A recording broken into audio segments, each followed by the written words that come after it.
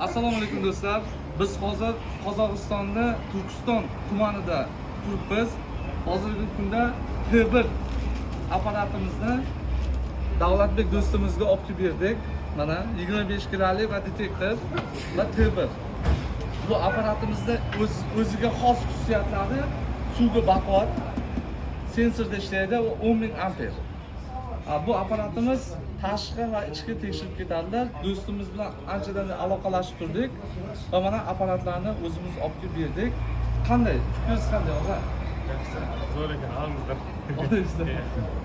Endi mol olib ko'rsatmoqchi edik. Endi bulardan sal tuman, boshqa tumanda ekanlar. Shuning uchun she'rni o'zida mana ko'rsatib berib, xudo xolsa endi telefon orqali o'rgatib boramiz. Biz O'rta Osiyo bo'yicha tarqatamiz apparatni. Kimga kerak bo'ladigan bo'lsa aloqaga chiqinglar, biz yetkazib olib beramiz 2 yil garantiyasi bilan. Joningiz va molingiz sog' bo'lsin.